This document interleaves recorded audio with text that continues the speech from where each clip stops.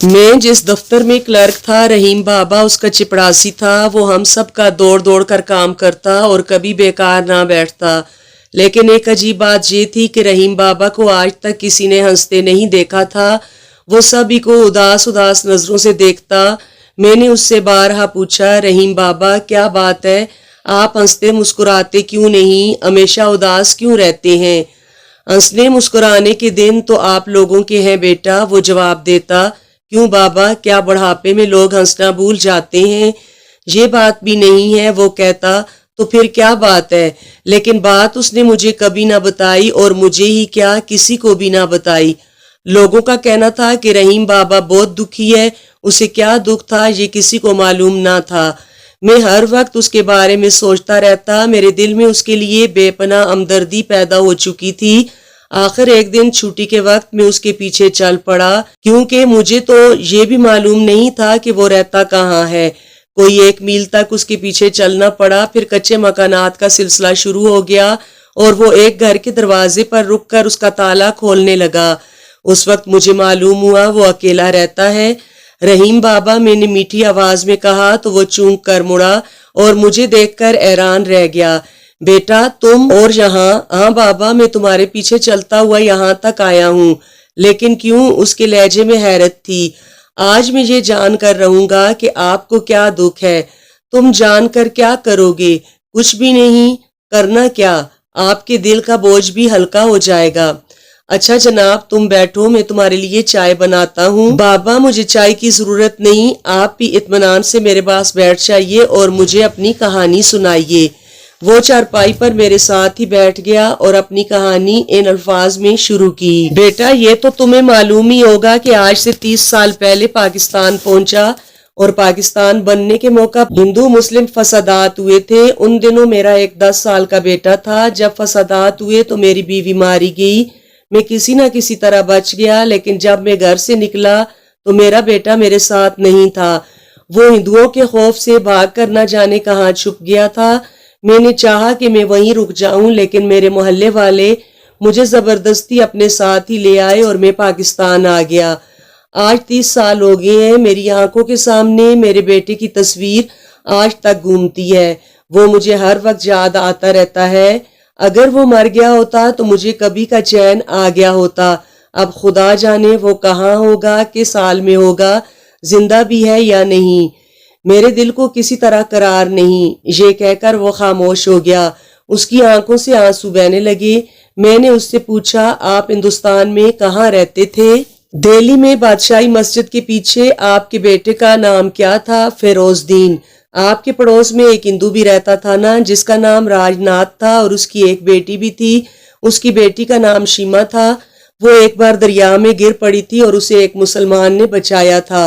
वो मुसलमान में ही था। मगर बेटा, तुम्हें ये सब किस तरह मालूम है? मैं आपके बेटे को जानता हूँ। मैंने मुस्कुरा कर कहा। क्या कहा? तुम जानते हो? वो उछल कर खड़ा हो गया। अगर तुम जानते थे तो मुझे आज तक बताया क्यों नहीं? उसने कहा, बताता कैसे? आपने अपनी कहानी तो आज सुनाई है। अगर आप पहले कहानी सुनाते तो मैं भी आपको बता चुका होता। तो फिर जल्दी बताओ, मेरा बेटा कहाँ है और किस हाल में है, और तुम उसे कैसे जानते हो? मेरे पास उसके बचपन की एक तस्वीर भी है। आइए मेरे साथ, मैं आपको उसकी तस्वीर दिखाऊंगा। अगर वही आपका बेटा हुआ तो फिर आपको उससे मिलवा भी दूंगा। उफ खुदा, ये क्या माजरा है। जल्दी चलो, मेरा दिल बेताब हो रहा है। और मैं रहीम बाबा को लेकर अपने घर आ गया। उसे तस्वीरों के एल्बम से एक तस्वीर निकाल कर दिखाई। वो उसे देखकर चिल्ला उठा, ये मेरे बेटे ही की तस्वीर है। जल्दी बताओ वो कहाँ है? 1 मिनट ठहरिए, मैंने कहा। फिर अपनी बीवी को आवाज दी, बेगम जरा यहाँ तो आना। बेटा, तुम अपनी बीवी को क्यों बुला रहे हो? मैं तो तुमसे अपने बेटे के बारे में पूछ रहा हूँ। उसने बेचैन होकर कहा, फिक्र ना करें, आपको आपके बेटे से जरूर मिलवाएंगे। मैंने कहा। इतने में मेरी बीवी अंदर आ गई और एक बूढ़े को अंदर बैठे देखकर दरवाजे में रुक गई। आ जाओ सलमा। रुक क्यों गई? ये गैर नहीं है, मैंने कहा, और वो शर्माती हुई अंदर आकर कुर्सी पर बैठ गई। बाबा, इसे पहचानते हो? मैंने सलमा की तरफ इशारा करके पूछा। क्या मतलब? भला मैं इसे कैसे पहचानूंगा? ये तो तुम्हारी बीवी है बेटा, اور میں نے آج اسے زندگی میں پہلی مرتبہ دیکھا ہے۔ بابا یہ شیما ہے جسے تم نے دریا میں ڈوبنے سے بچایا تھا، تمہارے پڑوسی رام ناتھ کی بیٹی۔ کیا تم کیا کہہ رہے ہو؟ رحیم بابا دک سے رہ گیا اور آنکھیں پھاڑ پھاڑ کر شیما کو دیکھنے لگا۔ ہاں بابا، جب ہمارے گھر میں ہندو داخل ہوئے تو میں پچھلی کھڑکی سے باہر نکل گیا، مجھے ادھر سے نکلتے رام ناتھ نے دیکھ لیا۔ تم اس کی بیٹی کو دریا میں ڈوبنے سے بچا چکے تھے، اس لیے اسے تم سے بہت ہمدردی تھی۔